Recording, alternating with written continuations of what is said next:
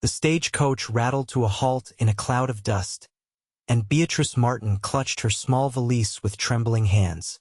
San Diego, California, 1875, a place she'd never seen before, filled with people she'd never met.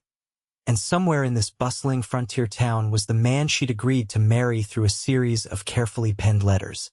"End of the line, miss," called the stagecoach driver as he opened the door. "Welcome to San Diego."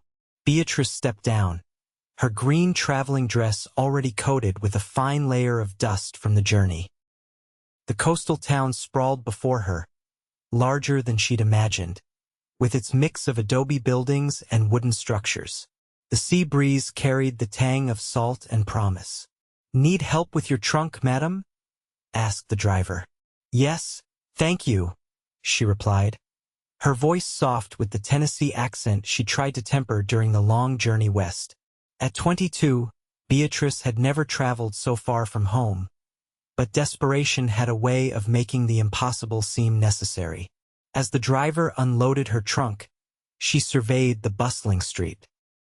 Merchants hawked their wares, sailors wandered between saloons, and well-dressed ladies promenaded along the boardwalks. San Diego was growing into a proper city, transitioning from a sleepy Mexican pueblo to a vibrant American port. "You meeting someone, miss?" the driver asked as he set her trunk on the boardwalk. Beatrice nodded. "My fiancé. He's supposed to meet me here." She reached into her reticule and withdrew a well-worn letter, checking the name of the hotel where she was to wait. "The Horton House Hotel." The driver pointed down the street.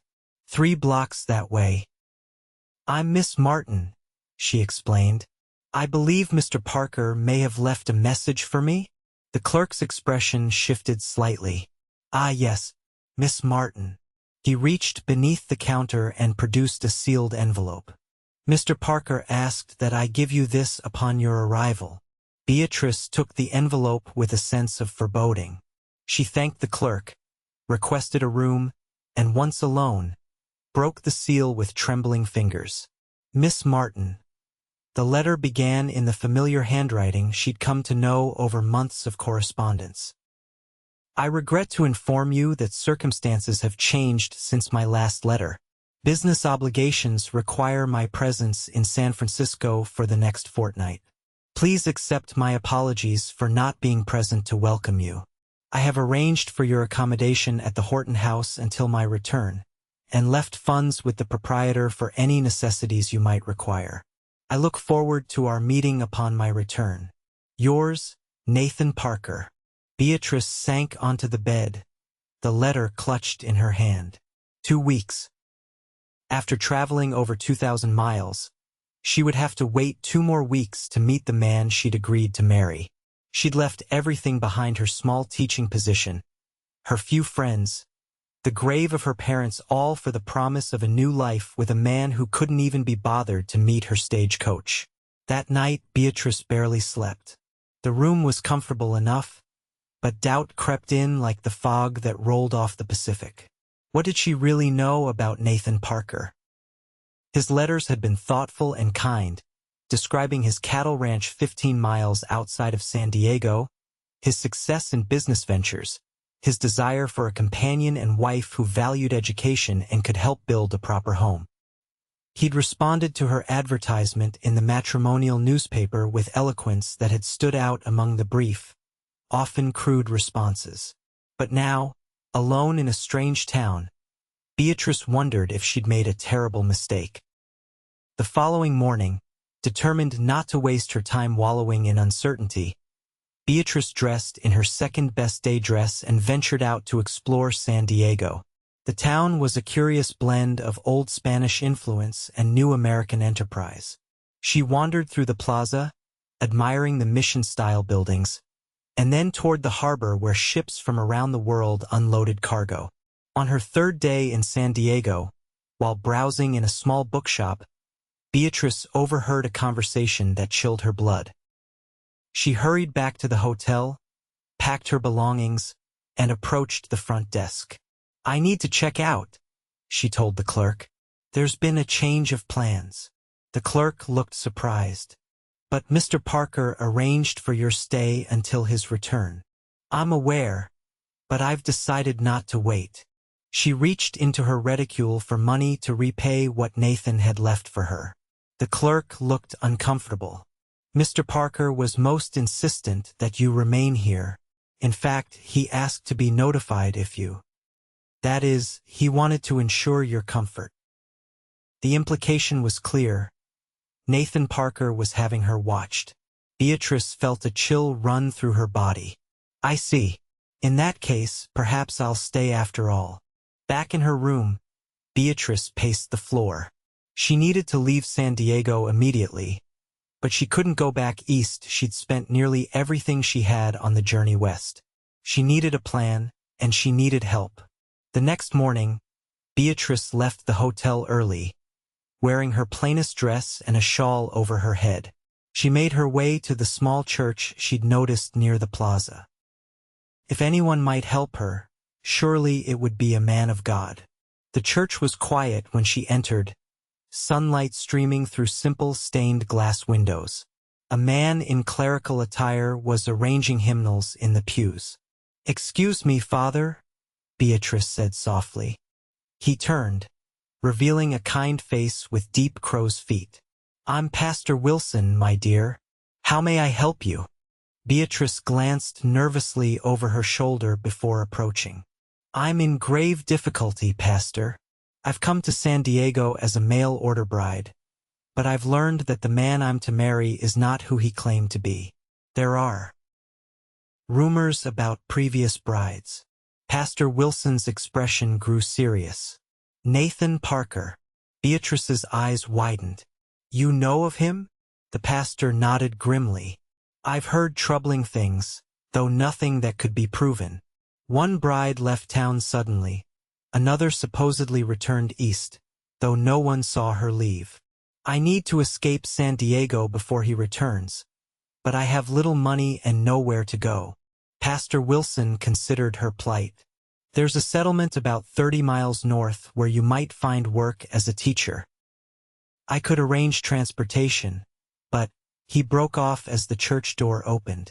A middle-aged woman with sharp eyes entered. "Good morning, Pastor. Who's your visitor?"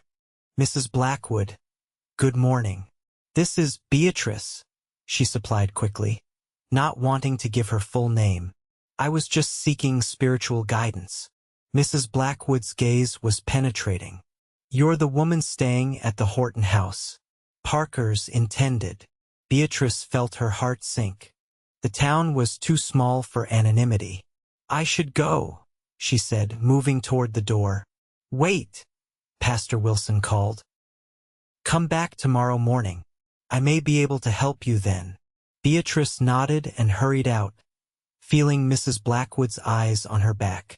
The woman was likely to report her visit to someone in Parker's employ. She needed to be careful. That afternoon, a messenger arrived at her hotel room with a note. Beatrice opened it with trepidation. "Be at the church at midnight. Come alone and tell no one. A friend." The handwriting was unfamiliar, but Beatrice felt a spark of hope.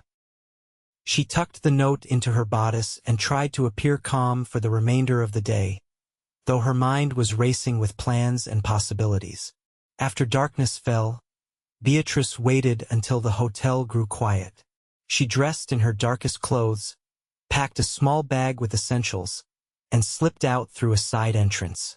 The streets of San Diego were far from deserted even at this late hour.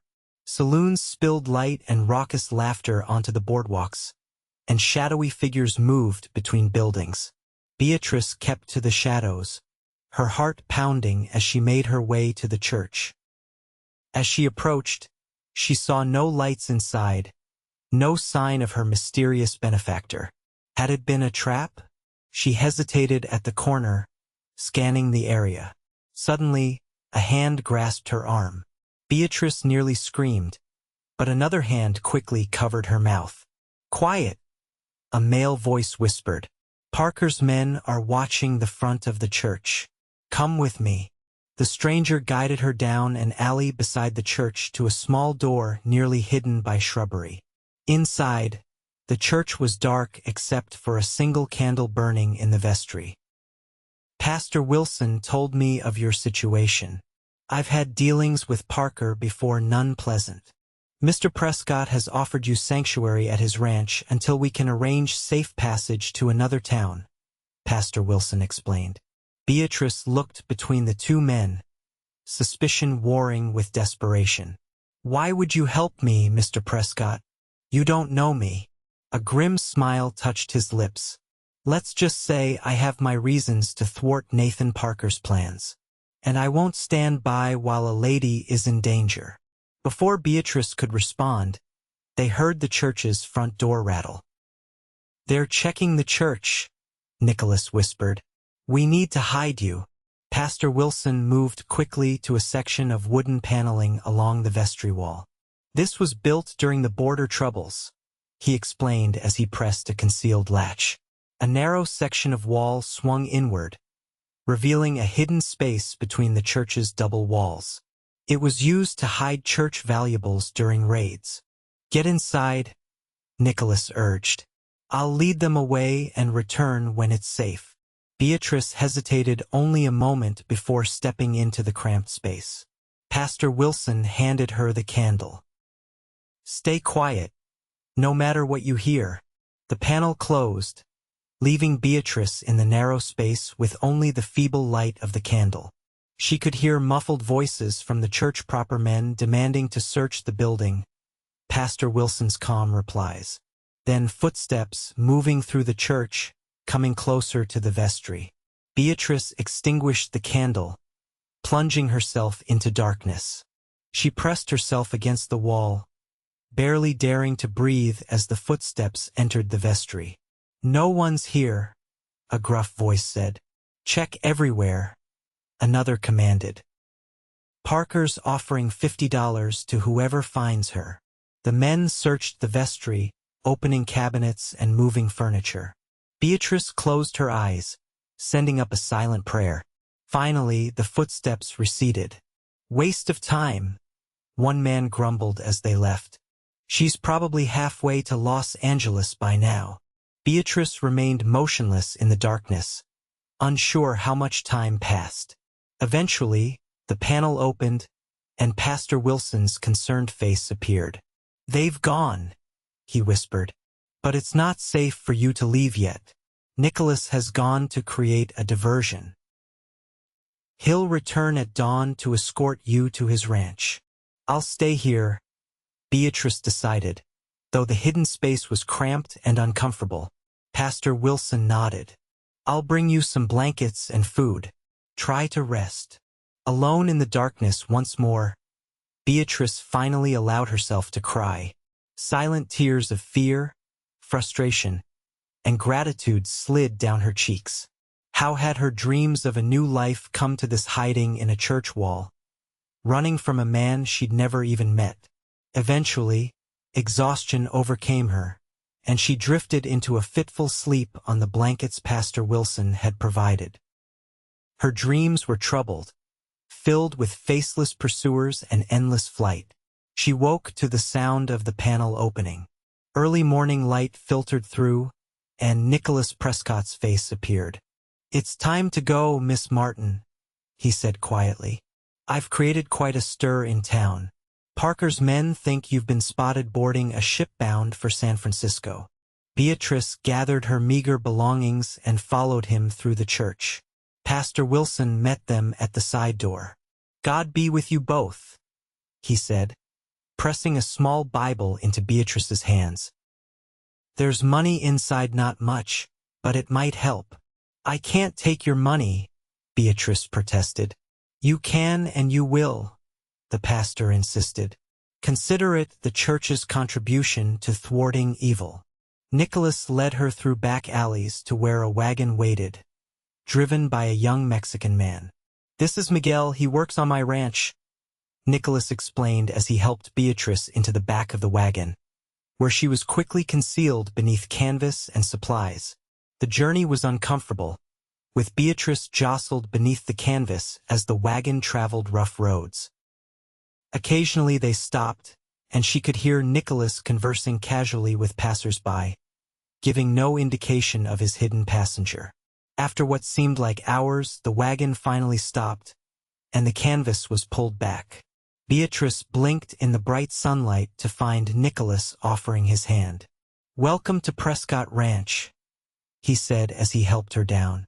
Beatrice looked around at the modest but well-maintained property. A small main house stood surrounded by several outbuildings, corrals, and in the distance, grazing cattle. Mountains rose in the background, and the air smelled of sage and pine.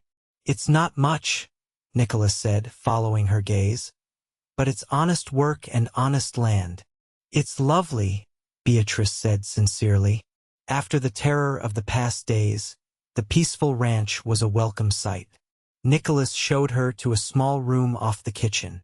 "My sister used to stay here when she visited," he explained. "You'll be comfortable enough until we figure out your next steps." "Your sister?" Beatrice asked. A shadow passed over Nicholas's face. "She married and moved to Sacramento 2 years ago." Something in his tone suggested there was more to the story, but Beatrice didn't press.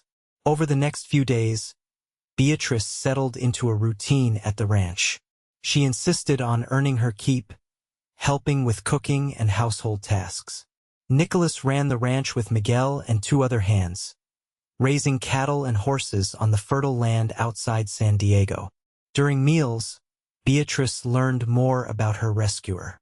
Nicolas Prescott had come west after the Civil War, where he'd fought for the Union despite his Virginia upbringing. He'd worked as a cowhand and trail guide before saving enough to purchase this land 3 years ago. "And you've never married?" Beatrice asked one evening as they sat on the porch after supper. Nicholas stared out at the distant mountains. "Nearly did once. Elizabeth was from back east, came out to teach at the school in San Diego." "What happened?" "Nathan Parker happened," he said grimly. "He wanted the water rights to the creek that runs through my property. When I wouldn't sell, he turned his attention to Elizabeth. Suddenly she was receiving gifts, invitations to dine at his house in town." Nicholas's hands tightened on his chair arms. "I told her what kind of man he was, but she thought I was jealous. She broke our engagement and agreed to marry Parker instead." Beatrice felt a chill. "And did she?" "Yes. The wedding was grand, half the town attended." His voice grew softer. 3 months later, she was gone. Parker said she'd taken ill and gone to stay with family in the East. No one ever heard from her again. "You don't believe she left?" "I know she didn't." Nicholas turned to look at Beatrice, his eyes intense in the fading light. "That's why I couldn't let the same thing happen to you." The days stretched into a week, then 2. Beatrice found herself growing comfortable at the ranch, enjoying the quiet rhythms of country life. Nicholas was unfailingly respectful, always treating her as an honored guest rather than a burden. In the evenings, they often sat together on the porch, talking of books they'd read or places they'd seen. Beatrice found herself drawn to his quiet strength and intelligence. Unlike the florid, false letters she'd received from Nathan Parker, Nicholas's conversation was genuine, sometimes blunt, often insightful, always honest. "Have you thought about what you'll do next?" Nicholas asked her one evening, nearly 3 weeks after her arrival at the ranch. Beatrice sighed. "I've been considering my options. Pastor Wilson mentioned a teaching position up north, but, Nicholas prompted when she fell silent.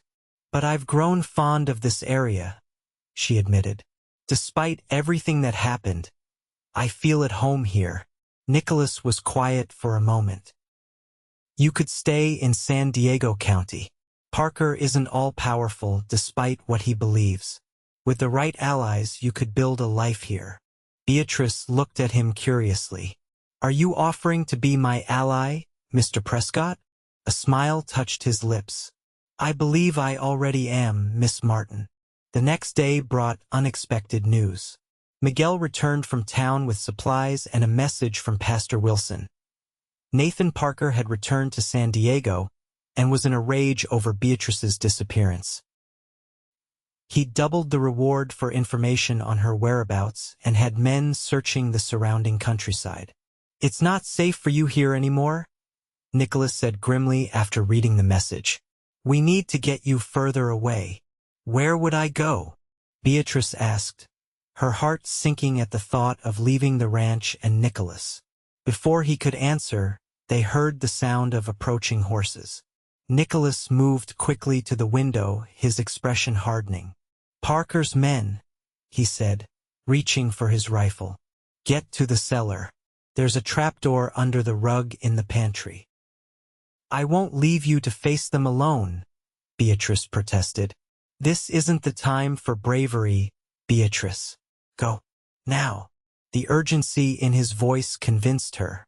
Beatrice hurried to the pantry, pulled back the rug, and found the trapdoor Nicholas had mentioned. She descended into the musty space below the house, pulling the door closed above her. Through the floorboards, she could hear muffled voices, Nicholas greeting the visitors with forced casualness.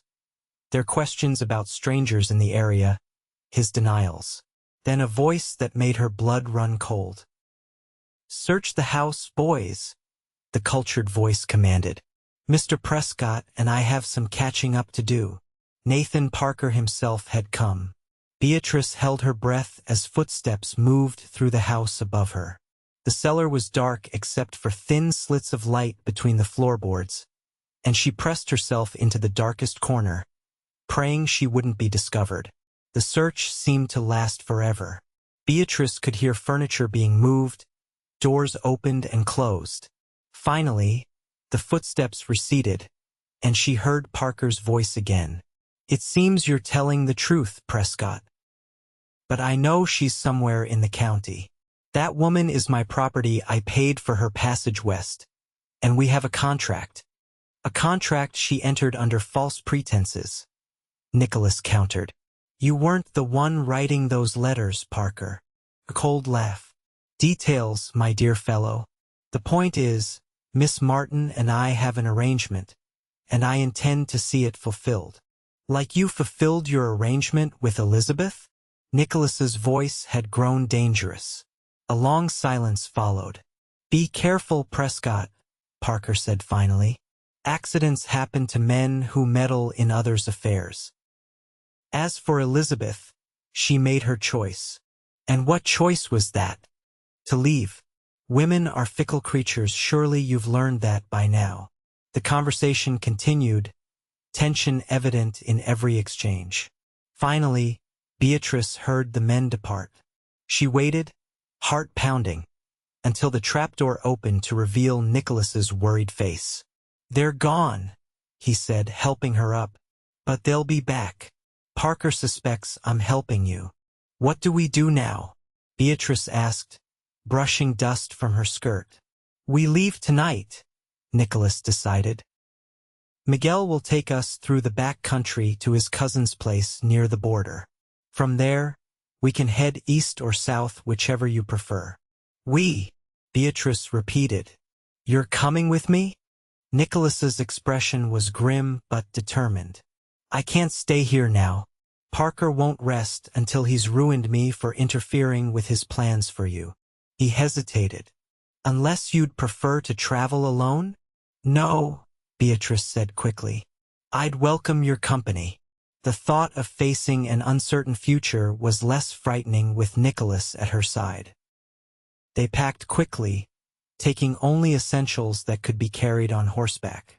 As dusk fell, Miguel arrived with 3 saddled horses. "My cousin expects us," he told Nicholas. "He will guide you further if needed." Beatrice had never ridden astride before, but necessity overcame propriety. Nicholas helped her mount and showed her how to hold the reins properly.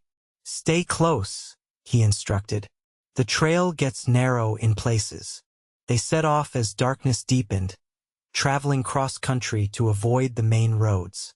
Beatrice was sore and exhausted after the first hour but didn't complain. Freedom and perhaps her life depended on this journey. They rode through the night, stopping only briefly to rest the horses and stretch their cramped muscles. Dawn found them in a rocky canyon, where Miguel suggested they rest during daylight hours. Parker's men will be watching the roads, he explained. Better to travel by night. They made a cold camp in the shelter of an overhanging rock, eating jerky and biscuits Nicolas had packed. Though exhausted, Beatrice found it hard to sleep with the sun high and her mind racing.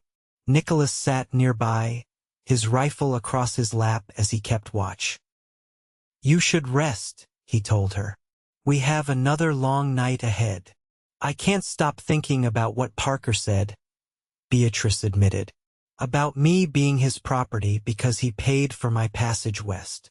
Nicolas's expression darkened. "You're no one's property, Beatrice. The only contract that matters is the one you're willing to honor. I never wanted this to be running, to upend your life."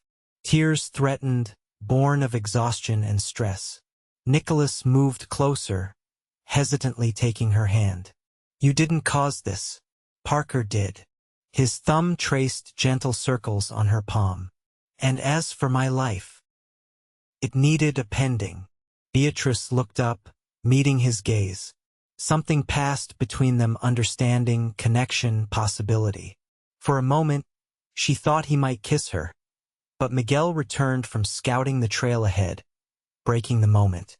They resumed their journey at dusk, following Miguel through increasingly rugged terrain. The horses picked their way carefully along game trails that seemed to vanish and reappear in the moonlight.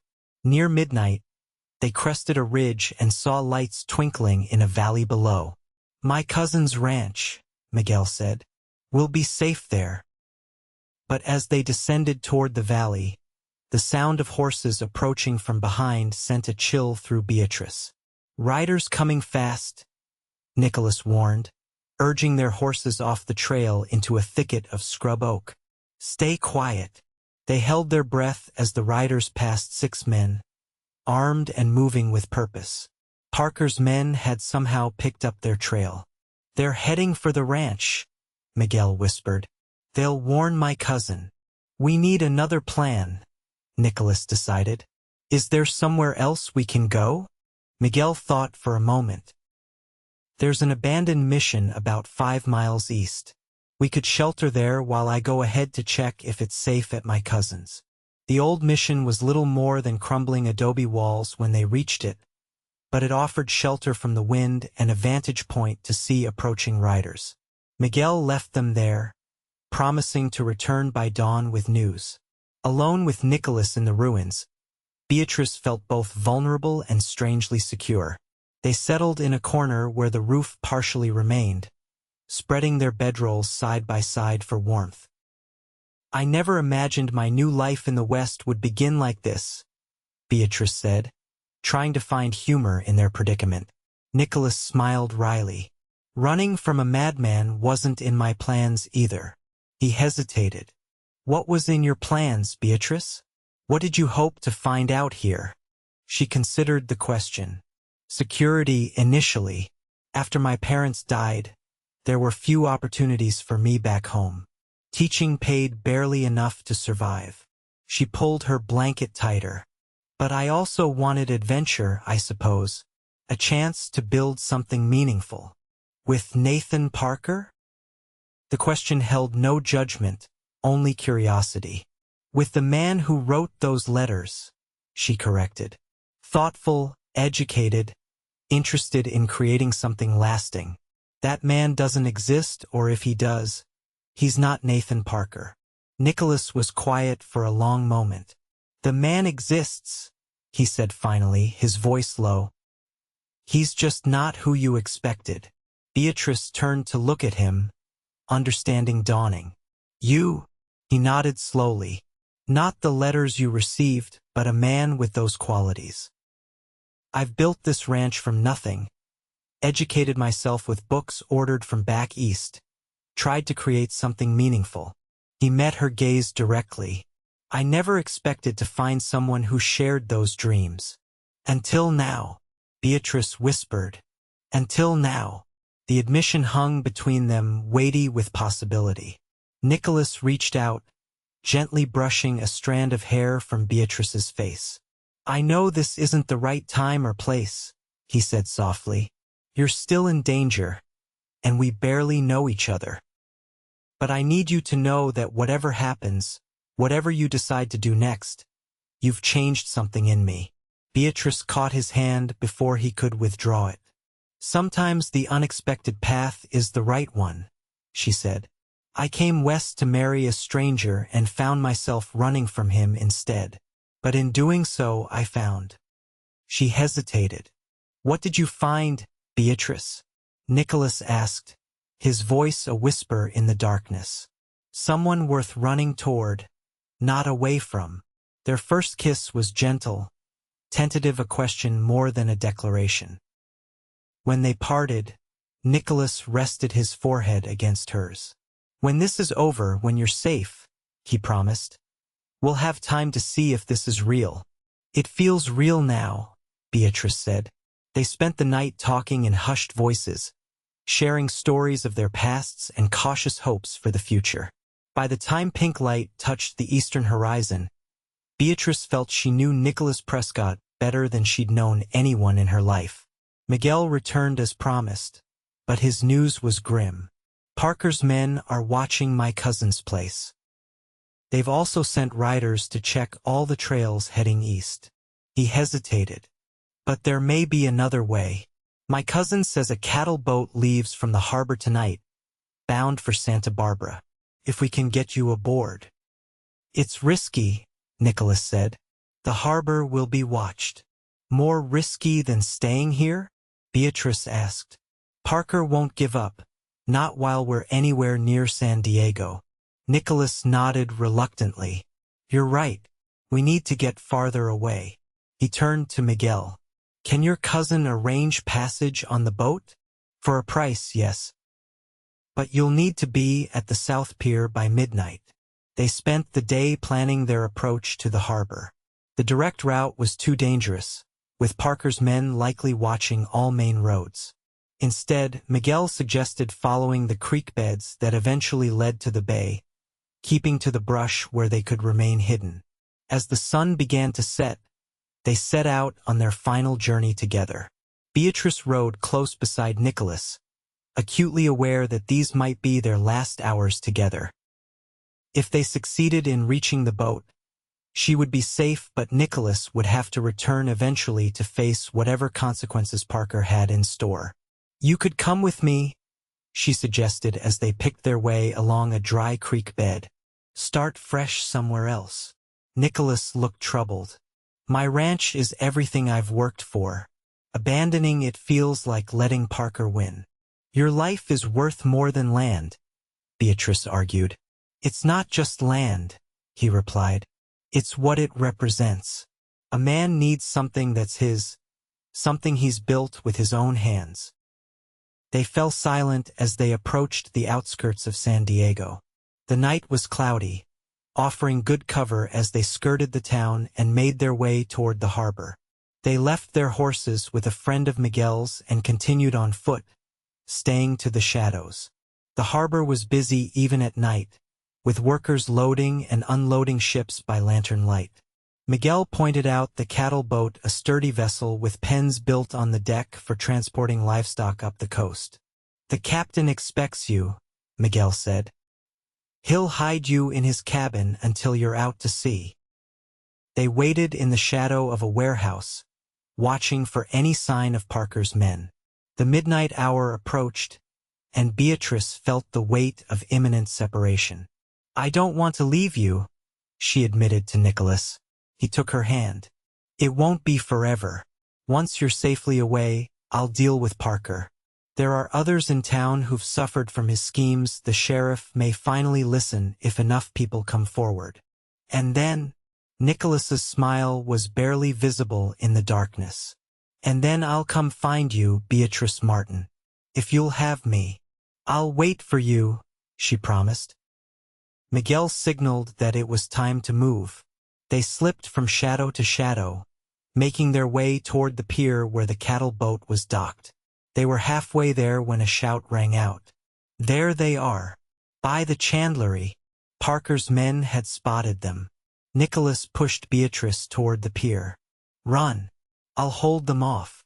Not without you, she insisted, gripping his arm. Go, he commanded. I'll be right behind you.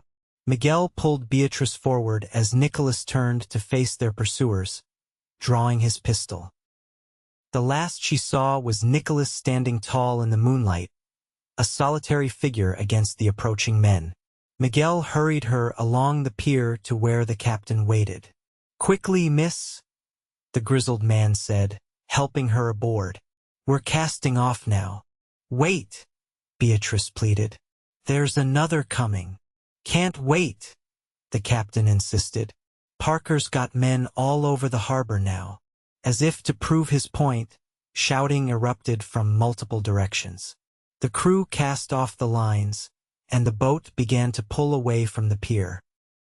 Beatrice stood at the rail, desperately scanning the dockside for any sign of Nicholas. Had he been caught?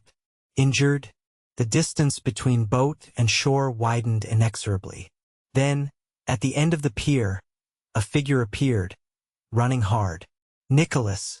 He was being pursued, but he had a lead on his hunters. He won't make it, the captain said beside her. The gap was too wide now for a man to jump. Beatrice watched in helpless horror as Nicholas reached the end of the pier and skidded to a stop, his pursuers closing in behind him. Then, to her astonishment, Nicholas backed up several paces, took a running start, and launched himself into the air. For a heart-stopping moment, he hung suspended over the dark water, then crashed onto the deck of the boat, rolling to absorb the impact. Beatrice ran to him as he rose, breathless but triumphant. Behind them, Parker's men shouted in frustration from the pier as the boat moved steadily out into the harbor. You made it, she gasped, throwing her arms around him. Nicholas held her tightly, his heart pounding against hers. I told you I'd be right behind you. The captain ushered them to his cabin, where they could hide until the boat was safely out to sea. As the door closed behind them, Nicholas turned to Beatrice. I've just left everything I own behind, he said, wonder in his voice. Do you regret it? She asked anxiously. Nicholas shook his head, a slow smile spreading across his features. Not for a moment. He cupped her face in his hands. A man needs something that's his, something of value. I found that in you, Beatrice. Their second kiss was different from the first, not a question but an answer, not tentative but certain. When they parted, Beatrice saw her own joy reflected in Nicholas's eyes. What happens now? She asked. We start over, he said simply. Santa Barbara, San Francisco, wherever we choose. I know cattle, horses, ranching. We'll find land, build something new together. Together, Beatrice agreed. It wasn't the future she'd imagined when she'd stepped off the stagecoach in San Diego, but it was infinitely better than the fate that had awaited her with Nathan Parker. The cattle boat reached Santa Barbara 2 days later. Nicholas and Beatrice disembarked, carrying their few possessions and the promise of a new beginning. Within a month, with money Nicholas had wisely kept in a bank in Los Angeles, they purchased a small property in the fertile valley outside Santa Barbara. They married in the town's white adobe church, with Miguel, who had followed them north to help establish the new ranch, serving as witness. Beatrice wore a simple blue dress, and Nicholas wore the cleanest shirt he owned. Their vows were brief but heartfelt, a commitment to the partnership they'd already begun. The first year was hard, filled with the challenges of establishing a new ranch and building a home.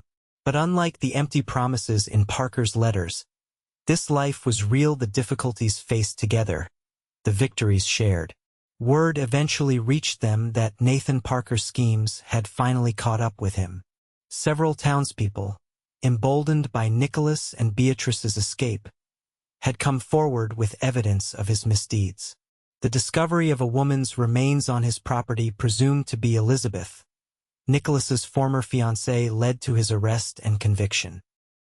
"She has justice now," Nicholas said quietly when the news reached them. Beatrice held him as he finally mourned the woman he had once loved, grateful that he had found the strength to love again.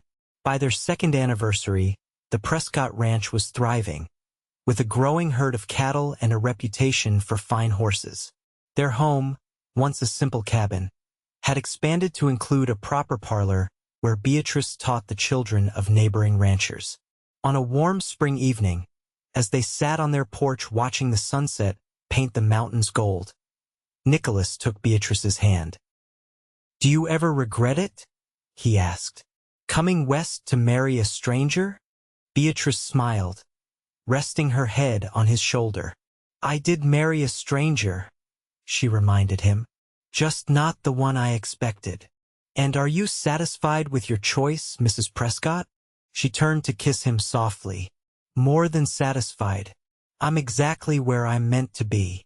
As if to emphasize her point, a cry came from inside the house, their 6-month-old daughter awaking from her nap. Beatrice rose to tend to her, pausing in the doorway to look back at Nicholas. "I came west seeking security and adventure," she said. "Thanks to a church wall and a persistent cowboy, I found both and love besides." Nicholas smiled, his expression tender in the fading light. "And to think, all I had to do was wait for you to come to me." "Some things," Beatrice replied, "are worth waiting for." As the years passed, the Prescott Ranch grew into one of the most prosperous in the Santa Barbara region. Nicholas and Beatrice welcomed 2 more children, a son and another daughter, and built a life filled with the honest work and meaningful connections they had both sought. They never returned to San Diego, but the story of the mail-order bride who escaped Nathan Parker's clutches and the cowboy who helped her became something of a legend in the area. Pastor Wilson, who occasionally corresponded with them, reported that the tale was often told as a warning to young women considering matrimonial advertisements. For Beatrice and Nicholas, the dramatic beginning of their relationship faded into the rich tapestry of their shared life. What remained was the certainty that had been born in those desperate days that sometimes the most unexpected journeys lead exactly where we need to go. And on quiet evenings, when the children were asleep and the work of the day was done, they would sometimes sit together on their porch and marvel at the twist of fate that had brought them together, a frightened bride hiding behind a church wall, and the determined cowboy who had waited for her to emerge.